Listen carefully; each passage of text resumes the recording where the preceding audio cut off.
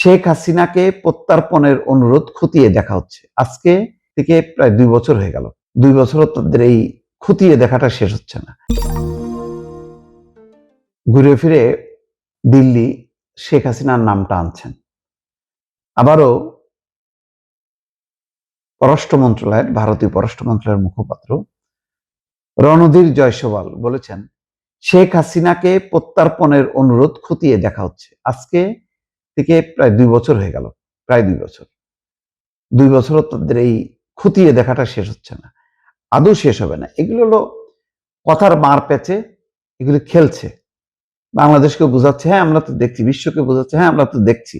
কি করা যায়, কি করা যায়। শুক্রবার দিল্লিতে ভারতের পররাষ্ট্র মন্ত্রণালয়ের ব্রিফিং এই বিষয়ে এক প্রশ্নের জবাবে তিনি এই কথা বলেন। ব্রিফিং এক সাংবাদিক প্রশ্ন করেন, আমরা জানতে পারছি শেখ হাসিনা এবং অন্য অভিযুক্ত ব্যক্তিদের প্রত্যর্পণের জন্য বাংলাদেশ আবারও ভারতকে অনুরোধ করেছে। এই বিষয়ে বাংলাদেশ ও ভারতের মধ্যে কোনো যোগাযোগ হয়েছে কিনা? তাছাড়া শেখ হাসিনা নিজেই ডিসেম্বরে ফেরার ঘোষণা দিয়েছেন, তাই বিষয়টি নিয়ে দুই দেশের মধ্যে কোনো যোগাযোগ হয়েছে কিনা? এই প্রশ্নের জবাবে ভারতের পররাষ্ট্র মন্ত্রণালয়ের মুখপাত্র ওই রণধীর জয়সওয়াল বলছেন, আমরা প্রত্যর্পণের জন্য একটা অনুরোধ পেয়েছি। যেমনটি আমরা আগে বলেছিলাম, অনুরোধটি পরীক্ষা করে দেখা হচ্ছে। সংশ্লিষ্ট আইন ও বিচারিক প্রক্রিয়ার আলোকে অনুরোধটি বিবেচনা করা হবে।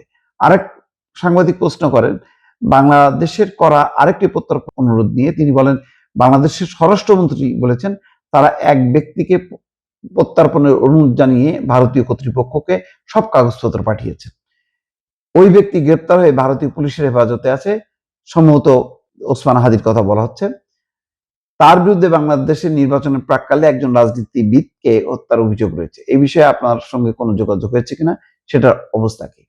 রণধীর জয়সওয়াল বলেন, এই বিষয়ে তার কিছু জানা নেই। এই প্রশ্নের উত্তরেও তিনি জানান, প্রত্যর্পণের যে কোনো অনুরোধ আইনগত বিষয় এবং বিচার প্রক্রিয়া খতিয়ে দেখে সিদ্ধান্ত নেওয়া হয়ে থাকে। এগুলি হলো কথার মাপ পেঁচে এগুলিকে উত্তর না দেয়া, রাজনৈতিক সিদ্ধান্ত না নেওয়া। বিষয়টা হচ্ছে পরিষ্কার। শেখ হাসিনা হচ্ছে ভারতের জানের জান, পরাণের পরাণ। তারা তাকে দেবে না। তাকে যতক্ষণ পর্যন্ত তারা তাদের কাছে থাকবে, এটা নিয়ে তারা বারবার খেলতে থাকবে। বাংলাদেশের উপর চাপ প্রয়োগের একটা অস্ত্র হচ্ছে এখন শেখ হাসিনা।